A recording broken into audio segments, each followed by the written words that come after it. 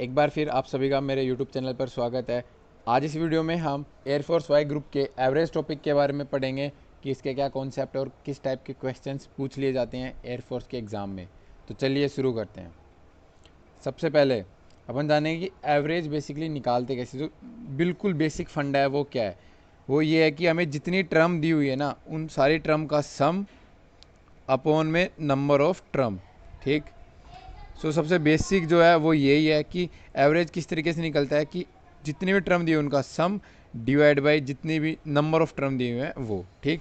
तो देखते हैं यहाँ पे इसका बेसिक सबसे पहला फॉर्मूला क्या दिया हुआ है कि average of a given quantity is given by sum of the given quantities term divided by total number of quantity. जो ये फॉर्मूला है, sum of terms upon number of terms. ठीक। ये फॉर्मूला अपन यूज़ करेंगे आगे वाले क्वेश्चन में चलते हुए।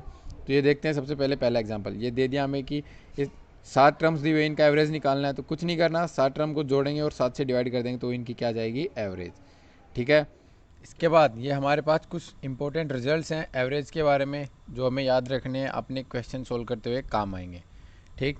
तो पहला पहला जो रिजल्ट है वो क्या बोल रहा है कि if all numbers get increase और decrease by a then their average is also increase और डिक्रीज बाई ए। इसका मतलब क्या, अगर हमारे पास जैसे n नंबर है x1 x2 टिल xn। ठीक। अगर हर नंबर में से ए घटा दिया जाए या फिर ए बढ़ा दिया जाए, मतलब जैसे बोल दूँ मैं x1 कन्वर्ट हो गया x1 प्लस ए, सिमिलरली x2 कन्वर्ट हो गया x2 प्लस ए, इसी तरीके से ये n के n नंबर को कन्वर्ट कर दिया, इनमें a ऐड कर दिया। तो ठीक, तो इनकी एवरेज में प्लस a हो जाएगा। और अगर इनको a माइनस कर दिया यहाँ पे तो इनकी जो एवरेज है, अगर इनमें माइनस कर रहे हैं तो इनकी एवरेज जो आएगी ना वो उसमें a माइनस हो जाएगा। ठीक। तो ये पहला रिजल्ट है, इसको याद रखना। ठीक। इसके बाद दूसरा क्या है कि if all numbers are multiplied और divided by a then their average is also multiplied और डिवाइड। ठीक। तो दूसरा है, तो देखते हैं। जैसे मेरे पास x1 को डिवाइड कर दिया मैंने a से, x2 को डिवाइड कर दिया a से, इसी तरीके से xn तक कर दिया a से डिवाइड। ठीक। तो अब इन सबको जब जोड़ेंगे ना तो 1 अपॉन एक कॉमन आ जाएगा। ठीक। और वो एज इट इज़ हो जाएगा x1 plus x2 till xn upon n। तो ये तो उनकी एवरेज जो नॉर्मल आ रही थी वही है, लेकिन वो 1/8 टाइम हो जाएगी। इसका मतलब क्या हुआ, अगर अपन a से डिवाइड कर रहे हैं तो उसकी एवरेज 1/8 टाइम हो जाएगी, और अगर मल्टीप्लाई कर रहे हैं तो एवरेज a मल्टीप्लाई मतलब a टाइम मल्टीप्लाई हो जाएगी। ये इसका दूसरा रिजल्ट है, ये भी हमें याद रखना है। तीसरा, average of first n natural number किस तरीके से आती है। अगर हमें पहले n नेचुरल नंबर की एवरेज निकालनी हो तो किस तरीके से आएगी, n+1/2। क्यों, क्योंकि हमें पता है सम ऑफ, ये जो फॉर्मूला होता है sum of first n natural number वो क्या होता है, n इंटू n+1/2। ठीक। ये तो हो गया सम। और अब हमें n नंबर का एवरेज निकालना है तो n से डिवाइड करेंगे तो n से n कैंसिल, तो बच क्या गया, n+1/2। ठीक। Average of first n even numbers, इनकी एवरेज क्या होगी, n+1। इनका किस तरीके से एग्जांपल देख सकते हैं, जैसे 2 + 4 2 है तो इनकी एवरेज क्या आएगी, 6/2। इसका मतलब 3। कितने थे, 2 इवन नंबर थे पहले, लेकिन इनकी एवरेज क्या आई, 3। इसी तरीके से हम n इवन नंबर लेंगे तो उनकी एवरेज क्या आएगी, n+1 इवन नंबर के केस में। ठीक। इसके बाद अगला जो रिजल्ट है वो क्या बोल रहा है, average of 1 to n even numbers. ठीक। तो वो किस तरीके से आएगा, last even number +2 divide by 2। इसके बाद अगला हमारे पास कॉन्सेप्ट है वो है average of first n natural या फिर odd number, sorry, average of first n odd numbers. तो वो क्या आएगा, केवल n। एग्जाम्पल के तौर पे देख सकते हैं 1 + 3 +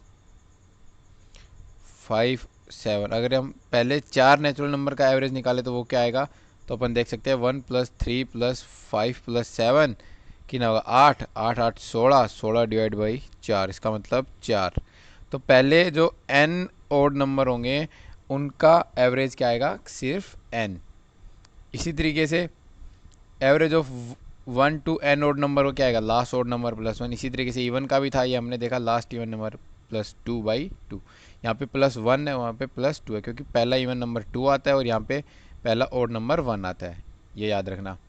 इसके बाद average of first n multiplies of any number, average of any first n multiplies of number, उसका किस तरीके से एवरेज निकलता है, वो number divide by 2 into n+1। क्योंकि हमने देखा था 2 के केस में average of an even number का हमने क्या निकाला था, वो क्या हुआ था n+1, वो भी इसी फॉर्मूले से चेक कर सकते हैं। नंबर की जगह पर 2 रखेंगे, 2/2 इंटू n+1 कट हो गया तो इसका मतलब n, तो ये वो वाला जो ऊपर हमने फॉर्मूला पढ़ा है वो यहाँ से भी निकाल सकते हैं। तो ये भी काफ़ी इंपॉर्टेंट है, इसको भी याद रखना।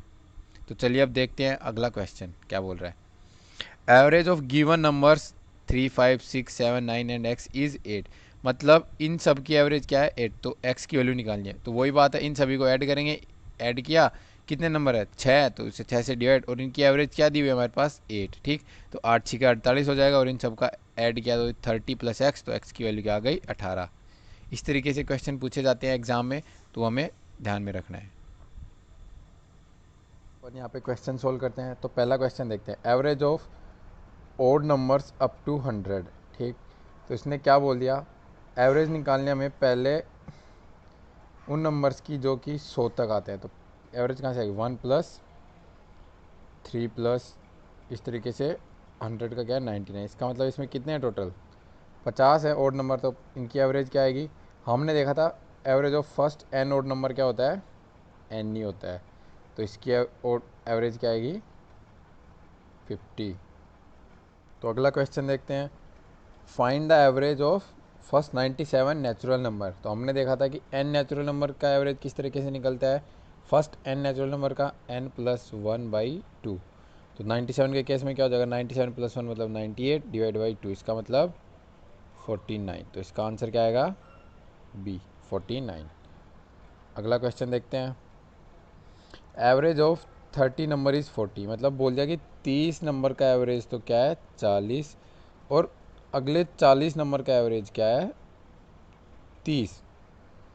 तो हमें पूछ रहा है सभी नंबर का एवरेज क्या होगा।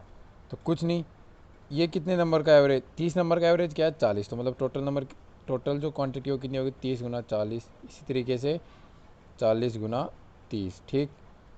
और ये कितने हो 1200 + 1200 2400, ठीक।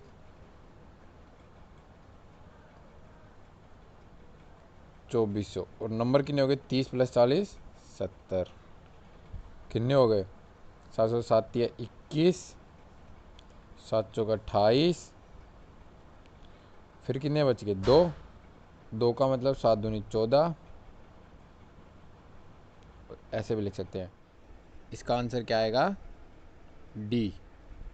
अगला क्वेश्चन देखते हैं, average of 10 number is 7 if number every number is multiplied by 12 then what will be average of new number. हमने देखा था कि अगर किसी का एवरेज ए है और अगर उसको मल्टीप्लाई कर दिया हमने एक्स से, तो वो एक्स टाइम हो जाएगा एवरेज, ठीक। तो इसकी एवरेज कितनी दी हुई है हमें यहाँ पे 7, और 12 टाइम मल्टीप्लाई किया तो 12 × 84, तो इसका आंसर आ जाएगा ए।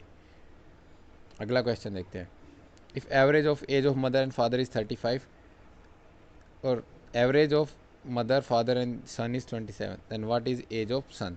मतलब पहले हमने दे दिया कि माँ और पापा की एवरेज एज कितनी है x1 + x2, हमने मान लिया 35 दूनी 70, या फिर ऐसे लिख सकते हैं x1 माँ की एज है, x2 पापा की एज है, इनका एवरेज कितना है 35। तो दोनों का सम कितना हो जाएगा x1 + x2 that is equal to 70। और अगला क्या दिया हुआ है x1 + x2, ये तो माँ की एज है, ये पापा की एज है, प्लस x3 किसकी मान ली सन की एज, और इनका एवरेज कितना है 27। 27 वो 3 इधर जाएगा तो 27 54, और 3 से करेंगे तो 3 7 21, 3 दूनी 6 और 2 8, ठीक। और हमें पता है x1 + x2 की वैल्यू कितनी है 70।